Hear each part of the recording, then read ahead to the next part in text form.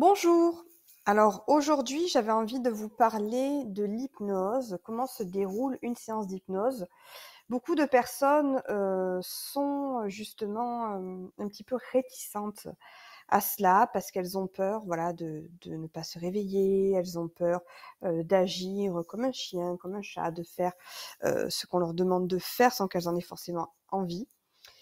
Et il faut savoir que cette représentation vient en fait de tout ce qu'on voit de l'hypnose-spectacle. L'hypnose-spectacle, c'est ce qu'on a tendance à voir à la télé, en spectacle, etc. Alors déjà, dans un premier temps, pour démystifier un petit peu ça, il faut comprendre que l'hypnose-spectacle fonctionne sur très peu de personnes. Très peu de personnes sont suggestibles à tout ce qu'on va faire en hypnose de spectacle. Et si elles sont suggestibles, c'est-à-dire si cela fonctionne chez elles, c'est que inconsciemment, elles ont envie de faire l'expérience. Votre inconscient est là pour vous protéger et il ne vous forcera pas à faire des choses dont vous n'avez pas envie.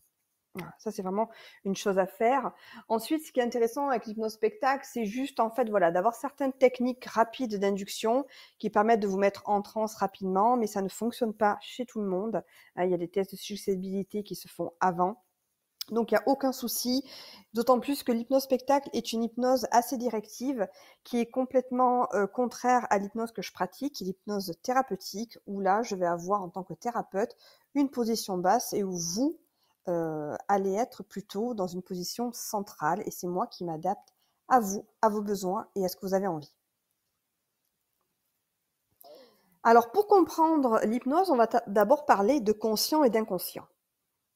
Il y a une partie consciente qui nous anime et une partie inconsciente. Il y a plein de choses qu'on ne sait pas. Notre inconscient représente 90%, alors que notre conscient représente 10%. C'est un petit peu comme un iceberg. On a la partie visible et la partie invisible. La partie invisible, c'est votre inconscient. Il y a plein de choses en fait qui régissent à l'intérieur de vous, qui sont enfouies et dont on n'a pas conscience en fait, qui nous fait réagir tous les jours. C'est-à-dire quand on a des habitudes, des automatismes, quand on a un instinct, voilà, quand on a des émotions, des mémoires, qu'on est créatif, etc. Tout ça, c'est l'inconscient qui le fait fonctionner. Voilà, votre cœur qui bat tout seul, vous n'avez pas conscience que vous mettez en place tel système pour que votre cœur fonctionne. C'est quelque chose d'inconscient qui se fait tout seul parce que voilà, le corps a besoin d'avoir des mécanismes inconscients qui se fassent. Et notre conscience, c'est un petit peu la conscience de ce qui nous anime, c'est-à-dire notre perception, la critique qu'on peut avoir, la volonté de faire quelque chose, la réflexion, la logique. Ça, c'est vraiment la conscience. Et aujourd'hui, on est conscient que 5 à 10%. Il y a aussi des choses dont vous n'aurez jamais conscience. Des choses qui sont enfouies à l'intérieur de vous, que vous n'avez pas conscience, que votre corps en fait fonctionne comme ça, ou alors qu'il a enfoui pour ne pas pour vous protéger tout simplement. Et parfois il y a aussi des choses en fait inconscientes qui vont revenir à la surface, comme des petites bulles. Et là, ça va devenir petit à petit conscient. Voilà. En hypnose, on n'a pas besoin que tout devienne conscient pour que ça fonctionne. Ça, c'est vraiment ce qui est important à comprendre. Le travail de l'inconscient se fait quand même tout seul. Comme quand vous conduisez, vous réfléchissez plus après, quand vous avez eu votre permis de conduire, vous ne réfléchissez plus à si vous devez d'abord mettre le pied sur la pédale d'embrayage ou pas, ça se fait inconsciemment, automatiquement. Eh bien, en hypnose, on va faire un petit peu la même chose. On va apprendre à conduire, et une fois qu'on aura appris à conduire, on va mettre en place des processus qui vont devenir des automatismes, ça va être inconscient, et c'est comme ça que va s'opérer le changement. Alors l'hypnose, qu'est-ce que c'est? Bien, c'est ce qu'on appelle un état modifié de conscience, c'est-à-dire un état de distraction ou d'hyperconcentration, et on va, nous en tant que thérapeute, vous aider à focaliser sur quelque chose. Ça peut être un souvenir agréable, ça peut être les sensations de votre corps, ça peut être ce qui vous entoure, etc. On va utiliser différentes méthodes pour vous emmener en état modifié de conscience. L'hypnose, c'est un phénomène que l'on rencontre plusieurs fois par jour. Quand on me dit, mais je ne sais pas si ça va fonctionner sur moi, ça va forcément fonctionner.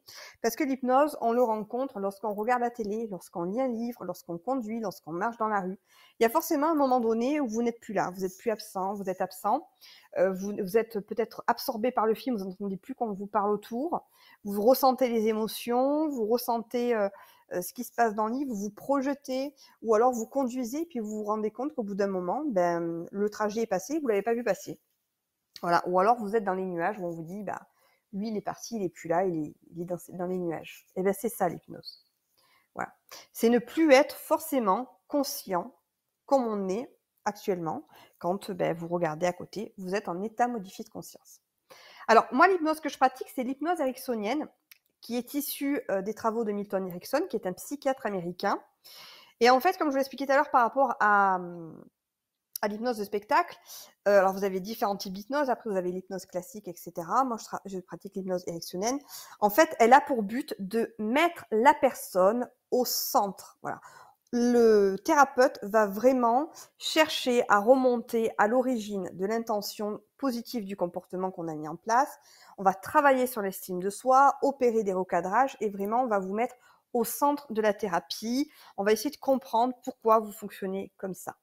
Quand je parle d'intention positive du comportement, c'est-à-dire que tout comportement a derrière quelque chose de positif pour vous. C'est-à-dire que même si c'est quelque chose qui en soi pour vous est mauvais, c'est-à-dire que vous mangez beaucoup trop de sucre parce que vous fumez, etc. En soi, c'est pas bon pour la santé, on le sait. Mais votre inconscient a mis en place ceci pour compenser autre chose. C'est pour vous aider à compenser quelque chose ou on ne sait pas. C'est ce qu'on va chercher. On va chercher à vérifier à quoi il sert ce comportement. Et pour cela, on va contourner les barrières du conscient pour connaître un petit peu ce qui se passe, les croyances limitantes, comment vous avez grandi, etc. On va parler maintenant des croyances. Les croyances, c'est vraiment quelque chose qui est souvent très ancré en nous et qui nous fait agir d'une certaine façon. Alors, qu'est-ce qu'une croyance ? Une croyance, ça va être des petites idées, des petites phrases, des suggestions qu'on a eues quand on était enfant ou au quotidien, de notre mari, de notre mère, de notre grand-mère, peu importe, qui fait qu'en fait, on a pris et on a gardé ces phrases comme des vérités absolues. Et là, c'est important de le comprendre parce que surtout dans l'éducation des enfants, si tout petit, vous leur répétez toujours la même phrase, ça va devenir une croyance. Ils vont l'intégrer. Comme on dit, ce que je dis, je le crois et je le crée. Voilà. Donc si depuis tout petit, on vous dit « je suis nul en maths, tu es nul en maths », vous allez penser que vous êtes nul en maths. Voilà. Et votre inconscient ne va plus mettre ses ressources au profit de votre capacité en fait. C'est-à-dire qu'en fait, vous allez tellement penser que vous êtes nul en maths que vous n'alliez pas arriver, l'inconscient ne va pas mettre les ressources en place, celles qui sont nécessaires. En fait, elles sont si proches de nous que finalement, on les confond avec la réalité. On ne sait plus si on est vraiment nul en maths ou si on ne l'est pas vraiment, quoi, en fait. Vous voyez ce que je veux dire ? En fait, on est vraiment, on confond ce qu'on a cru de vrai et ce qu'on nous a dit. En fait, les croyances, ce sont des choses qui finalement se sont ancrées dans nos têtes et qu'on finit par croire comme la réalité. Sauf qu'il suffit tout simplement de changer la carte du monde, de changer la perception des choses pour voir sous un autre angle. Et vous allez voir qu'à ce moment-là, de nouvelles ressources, de nouveaux comportements vont faire en sorte que vous allez fonctionner différemment. Alors, quand on arrive à identifier ces croyances, quand on arrive à identifier l'environnement dans lequel on a vécu, parce qu'il y a aussi tout ce qui est religion, niveau social, etc., en fonction de votre... de la société dans laquelle vous avez évolué, il y a aussi des croyances différentes. Donc tout ça, en fait, on va l'identifier. Ensuite, on va les revoir. Mais on va revoir celles qui sont limitantes. Parce qu'il peut y avoir des croyances qui sont aidantes. Par exemple, quelqu'un qui va me dire « Moi, je suis toujours né sur une bonne étoile. De toute façon, telle personne, c'est mon guide ou j'ai un guide toujours près de moi. Qui a une vision optimiste ou qui a toujours grandi dans l'optimisme. » Eh bien, pourquoi on va lui enlever cette croyance si ça lui fait du bien et au contraire, si ça lui permet d'évoluer et d'avancer? On ne va pas lui enlever. Par contre, si elle est limitante et qu'elle se dit « mais je suis vraiment nulle de ne pas y arriver et je vais jamais sortir de ce contexte-là, de ce schéma-là », là, à ce moment-là, on va travailler sur ça. Et c'est un petit peu ce qu'on appelle aussi, dans un certain contexte, la loi de l'attraction, puisque à un moment donné, il faut transformer ses croyances pour se dire qu'on va y arriver pour que ça vienne à nous. Voilà. Après, ce n'est pas magique, c'est juste dans votre intention dans votre façon d'être, vous allez provoquer les choses. Alors que si vous ne les croyez pas, eh bien, ça va devenir limitant. Et ça, bien sûr, c'est votre inconscient qui va vous emmener lorsqu'on aura changé la perception des choses. Donc l'hypnose, pour résumer, elle va agir sur nos représentations internes. Et l'état de transe permet de contourner les barrières du conscient. En hypnose, le conscient n'a pas vraiment conscience du réel travail fait par l'inconscient. Et le conscient correspond, comme je vous le disais tout à l'heure, à 5 à 10% de ce qui nous anime, et alors que lui, l'inconscient, est plein de ressources dont nous ignorons. Et on n'a pas besoin que tout devienne conscient, l'important c'est le changement.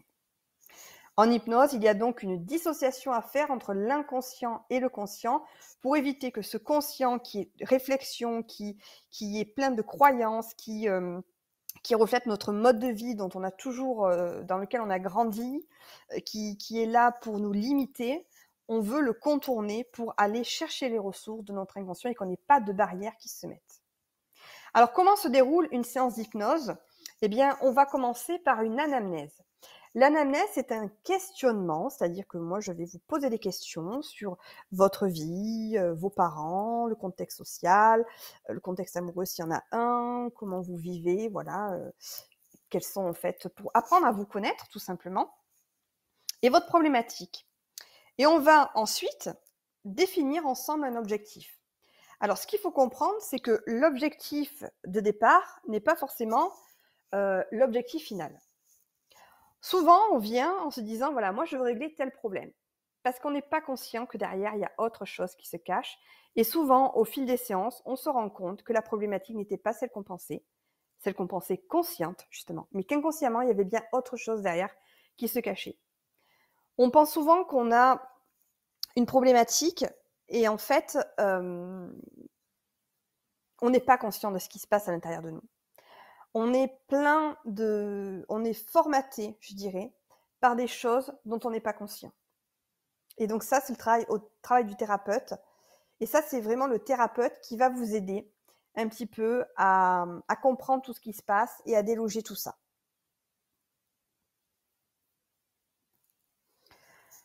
Voilà. Alors, c'est vrai qu'on ne se rend pas compte qu'il y a énormément de choses qui se jouent en nous.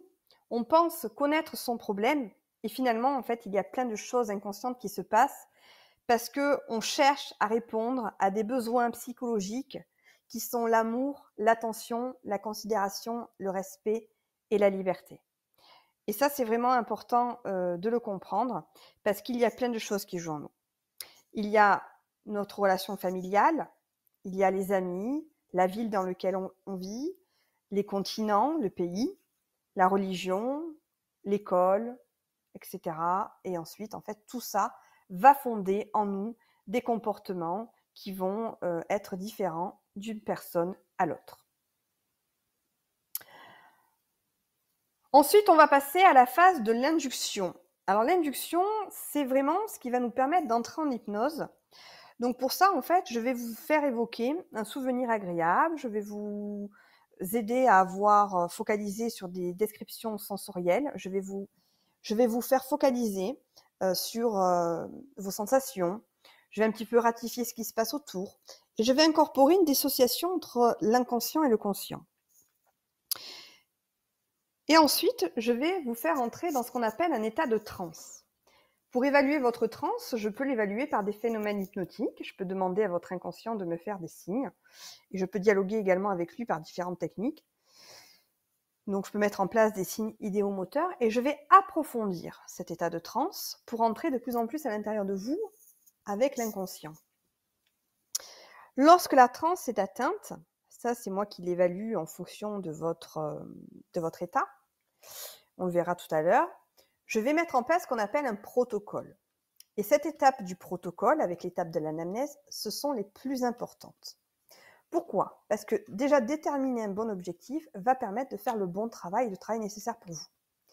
Et le protocole, c'est vraiment ce que je vais utiliser en hypnose pour faire le travail. C'est-à-dire que je vais utiliser des métaphores, des histoires encastrées et des suggestions qui vont changer votre réalité, changer vos comportements, vous permettre d'avoir d'autres possibilités ou de trouver des ressources. Et ensuite, on va passer à la phase d'éveil. Alors, j'aime pas utiliser ce terme-là parce qu'en hypnose, on ne dort pas. Mais c'est pour vous faire comprendre que vous allez revenir un petit peu plus conscient. Ici, je vais vous réassocier avec tout ce que j'aurais dissocié. Je vais vous faire une petite amnésie pour voilà, faire en sorte que vous ne conscientisez pas un petit peu tout ce qui s'est passé, faire en sorte voilà, que vous laissez aller, que vous oubliez un petit peu, parce qu'il ne faut surtout pas que votre conscient analyse, sinon le travail aura été fait à zéro. Et à l'issue d'une séance d'hypnose, on se sent bien et détendu. Voilà, ça c'est vraiment général. En fait, beaucoup de personnes se sentent bien et détendues. L'induction. Alors, l'induction, donc c'est la première étape lorsqu'on veut entrer en hypnose. Je qualifierais ça comme un voyage agréable. L'induction, eh bien, je vais vous faire voyager, comme j'expliquais tout à l'heure, à l'intérieur de vous-même. Je vais tout simplement soit vous faire partir d'un souvenir agréable, soit vous faire focaliser sur vos sensations. Et pour cela, je vais m'appuyer sur un langage assez flou que l'on appelle le Milton Model. C'est un langage assez permissif qui a pour but de vous autoriser à imaginer et ressentir ce que vous voulez. C'est pas moi qui vous guide, c'est vous qui allez là où vous avez envie d'aller. Moi, juste, je vous accompagne et je vais parsemer mon discours de peut-être, il est possible que, pour être au plus proche de ce que vous pouvez imaginer.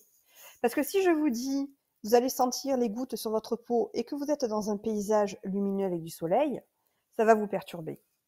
Et il faut absolument que ça soit votre réalité. Donc, je vais utiliser un langage spécifique. Je peux également évaluer votre suggestibilité par des suggestions répétées pour induire des phénomènes hypnotiques. Comme ça, je peux voir quel est votre état de suggestibilité, si vous êtes plus ou moins réceptif. Et je vais occuper votre conscient pendant que l'inconscient va occuper un tout autre travail. Je vais inviter à rejoindre l'inconscient étape par étape. Pour cela, je vais ajouter des adjectifs agréables et des liaisons pour inciter le conscient et l'inconscient à se rapprocher et vérifier si ce qui est dit est vrai. Et en fait, on va un petit peu faire la confusion avec votre conscient. Parce que votre inconscient, il va analyser ce qui se passe et pendant ce temps, il va laisser la place à l'inconscient. Je vais avoir également des suggestions répétées sur des sensations pour favoriser les phénomènes hypnotiques. Et je peux aussi susciter une attente particulière par des silences. Je peux aussi mettre en relief certains mots avec un ton de voix différent. Tout ça, ce sont des techniques que le thérapeute peut utiliser pour vous aider à entrer en transe. L'entrance, c'est l'état induit par la distraction ou l'hyperconcentration. C'est ce que je disais tout à l'heure. Et comme je vous l'ai expliqué, on entre en transe plusieurs fois par jour.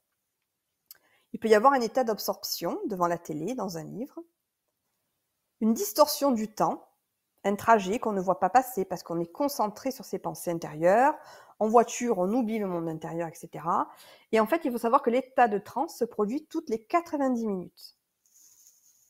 C'est pour ça qu'il est important aussi de faire une pause quand on fait quelque chose pour être plus efficace. La transe est une expérience unique et personnelle, c'est-à-dire que partir en transe, en fait, va être vraiment perçu de façon différente d'une personne à une autre. Deux personnes qui vont faire de l'hypnose ne vont pas vous dire la même chose. Partir en transe, c'est exercer sa capacité d'auto-imagination. Et l'état de transe hypnotique, on peut comparer ça à une grande relaxation où le monde extérieur perd un peu son intérêt et où le temps passe différemment. On n'a plus la conscience s'il est passé des heures, s'il est passé 5 minutes, on ne sait plus. Et bien sûr, vous n'avez aucune crainte puisque en cas de danger, le conscient est là pour vous protéger, donc il vous réveillera. Voilà. Si d'un coup il y a le feu dans l'immeuble, vous serez réveillé, c'est pas un problème. Et quand je dis réveillé, disons que vous allez être plus conscient. En transe, ce qui est dit est fait, ou encore la personne en état de réceptivité va interpréter et incorporer ce qui est suggéré. C'est-à-dire que la transe va permettre de contourner le conscient pour accéder à l'inconscient afin qu'il adopte les suggestions qui lui conviennent et qu'elles se transforment en croyances. C'est-à-dire que si on prend l'exemple des maths de tout à l'heure, je vais contourner l'inconscient qui vous dit que vous êtes nul en maths pour finalement vous raconter une histoire, pour dire à votre inconscient que vous pouvez trouver des solutions ou que vous allez voir une histoire différente. Et là, vous allez commencer à vous dire bah, peut-être que je ne suis pas nul en maths en fait. Et c'est un petit peu ce qui se passe dans la publicité en fait. Tous les jours, on voit la publicité et à force de lire telle crème, ça va vous enlever les rides, va vous rajeunir, vous allez finir par le croire. Ah, oui, ça c'est la crème qui rend plus jeune. Ça, voilà. En fait, on vous fait des suggestions déguisées. Et en fait, inconsciemment, on finit par le croire. Et le marketing utilise beaucoup ça. Sauf que là, on le fait au niveau de l'hypnose. Et une fois dans cet état approfondi, hein, vous allez pouvoir descendre à l'intérieur de vous pour lâcher ce qu'il y a à lâcher, laisser de côté tout l'environnement dans lequel vous avez vécu, toutes vos croyances, tous vos conditionnements, etc. Et là, on va faire une réalité différente. L'état de transe, il faut savoir voilà, que plusieurs personnes le ressentent différemment. Moi, j'ai entendu tout ce que le thérapeute a dit, ça n'a pas fonctionné. Ben, moi, j'avais l'impression d'être dans mon lit, je crois que je me suis endormie. Ou alors, ben, moi, j'ai rien senti. Ou alors, j'ai senti des variations de température dans mon corps. Moi, je me suis retrouvée tout bout de chou dans le ventre de ma mère, ou je me suis retrouvée à Punta Cana. Enfin, peu importe, vous êtes projeté quelque part. Vous avez une sensation d'engourdissement dans le bras, dans la main, peu importe. Ou alors, vous êtes dit, mais je ne sais pas où elle va en venir, vous avez décroché. Eh bien, tout ça, ce sont des états différents de transe. Moi, en tant que thérapeute, j'ai des techniques pour vérifier que vous êtes en état de transe. En voici quelques-unes. Quand on a les yeux ouverts, vous pouvez avoir une fixité du regard, une dilatation des pupilles, une déglutition répétée, des battements de cils comme un effet papillon, une respiration calme et paisible, des rougeurs, un épaississement de la lèvre inférieure, parce qu'on a tendance à avoir la bouche qui se détend, une détente du visage qui entraîne une symétrie faciale ou des petites secousses musculaires incontrôlées. C'est pour ça qu'il est important, quand on fait de l'hypnose, d'être en présentiel, et si on est en téléconsultation, de faire une visio, parce qu'il est important que je vous regarde.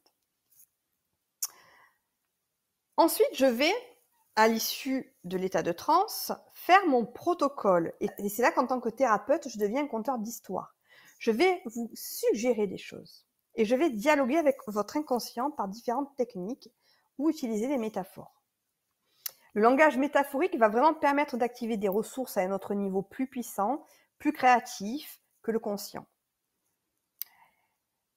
Elles vont respecter le mode d'apprentissage du cerveau qui crée des liens entre les nouvelles informations et les connaissances acquises.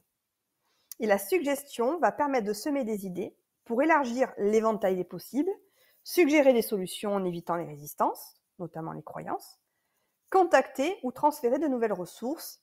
Et là, on va faire apparaître de nouvelles façons de penser et vous allez établir des liens consciemment et inconsciemment avec l'histoire écoutée et la propre histoire que vous vous racontiez. Et c'est comme ça que s'établit le changement. Dernière étape, mais avant une petite précision, c'est que dans l'étape du protocole, vous allez adopter les suggestions que vous voulez. C'est-à-dire que si votre inconscient n'est pas d'accord avec ce que je vous dis, il ne l'acceptera pas. Donc vous allez adopter ce qui est bon pour vous. Ensuite, on retourne à l'état ordinaire de conscience. Donc après la phase de protocole thérapeutique, je vais ajouter des suggestions qu'on appelle post-hypnotiques pour mettre plus de chances de votre côté pour l'efficacité. Là, par exemple, je vais vous dire, et chaque soir, lorsque vous poserez votre tête sur l'oreiller, l'inconscient continuera à mettre en place les ressources nécessaires, etc. Ça, c'est un exemple de suggestion post-hypnotique parce que l'inconscient continue son travail pendant plusieurs jours. Il ne fait pas son travail que lors de la séance d'hypnose. Les changements se font au fur et à mesure du temps. Je peux aussi favoriser l'apnésie pour ne pas que le conscient s'en mêle, parce que si le conscient est en train d'analyser ce qui s'est passé, ce que vous avez pensé, ce que j'ai raconté, ce que vous avez vu, etc., il va se dire mais peut-être que si j'ai vu ça, c'est parce que si, parce que ça. Et là, en fait, vos réflexions deviennent stériles et du coup, tout ce qu'on a fait, ça n'a servi à rien. Et ensuite, je vais vous réassocier avec votre corps, etc., avec le temps présent pour ensuite qu'on passe à autre chose et qu'on se voit à la prochaine séance. Alors, voici quelques interrogations et réticences qu'il est possible d'avoir. Alors, on peut se dire que si on n'a pas conscience de tout ce qui se passe en nous, c'est qu'il y a des raisons et qu'on a peur de rencontrer une face obscure de sa personnalité. Pas du tout. Il faut savoir que la vision de l'inconscient comme réservoir de pulsions et de refoulement, ça date de l'époque de Freud. Aujourd'hui, votre inconscient vous veut du bien. C'est votre meilleur ami. Donc, s'il met en place un comportement, c'est pour vous faire du bien. Voilà. Donc, vous n'avez pas à avoir peur de vous dire que peut-être vous êtes un psychopathe au fond de vous. C'est pas du tout ça. Y a-t-il des contre-indications? Alors, il n'y a pas de contre-indications, à part pour les personnes qui prennent des psychotiques et les schizophrènes. Pourquoi? Parce que ce sont déjà des personnes qui sont dissociées. Et en hypnose, on demande une dissociation entre le conscient et l'inconscient. Donc, on ne va pas dissocier des personnes qui sont déjà dissociées. Je vous dirais même que les limites de l'hypnose, c'est tout simplement l'accompagnateur. Voilà. Savoir, son savoir-faire, son savoir-être, est-ce qu'il vous correspond ou pas. Voilà. Si c'est pas une personne avec qui vous avez une bonne alliance thérapeutique, qui vous fait du bien, avec qui vous avez confiance, bah, à la limite, changez, c'est pas bon pour vous. Est-ce qu'on peut ne pas se réveiller? Alors ça, c'est la peur la plus courante et la réponse est non. Hein. C'est pas parce qu'on travaille avec l'inconscient qu'on devient inconscient. Et comme tout état intérieur, en fait, ça ne dure qu'un temps. C'est-à-dire que quand on est en état modifié de conscience, forcément, à un moment donné, on va revenir. On a des cycles, hein, comme je vous l'ai montré tout à l'heure, tous les 90 minutes. Il y a des cycles où, en fait, on remonte un petit peu plus en conscience, on est inconscient, on remonte en inconscience, etc. Et donc, forcément, même si vous êtes endormi ou quoi, vous allez, à un moment donné, vous réveiller, comme après une bonne nuit de sommeil. Et encore réveillé, on ne se réveille pas en hypnose. Ce n'est pas, on ne dort pas. Et si je dévoile des choses dont je n'ai pas envie? Alors, en théorie, personne ne vous fera faire quelque chose qui irait contre vos valeurs. C'est-à-dire que si vous le faites, c'est que votre inconscient a envie. Votre inconscient est là pour vous protéger, donc il ne va pas vous faire dire des choses dont vous n'avez pas envie. Est-ce que c'est pareil que de la sophrologie, de la méditation ou du magnétisme? Alors, non. On recense à peu près 345 thérapies. L'hypnose fait partie des thérapies brèves et c'est certainement la plus ancienne. L'hypnose ericksonienne a donné naissance à la PNL, c'est-à-dire la programmation neurolinguistique, et à la sophrologie. La sophrologie, c'est vraiment... alors, je ne connais pas exactement comment ça fonctionne, mais je sais qu'on focalise aussi sur les sensations de notre corps, un petit peu comme en hypnose, à l'étape d'induction. La méditation, pareil. On focalise sur l'instant présent, on pose un petit peu ses pensées. En programmation neurolinguistique, en fait, c'est de la conversation. On va un petit peu recadrer, un petit peu comme on fait lors de l'anamnèse en hypnose. Mais il n'y a pas de protocole, en fait. En méditation et en sophrologie, le protocole va être différent. Le magnétisme, là, c'est une circulation des énergies. Donc ça, c'est complètement différent, je dirais. Donc voilà. En résumé, quand on fait de l'hypnose, on se sent bien. Voilà. Vous ne pouvez pas sortir en vous disant « Non, mais c'était super désagréable ». En fait, c'est comme quand on se relaxe. On se sent bien et le changement commence à s'opérer dès maintenant.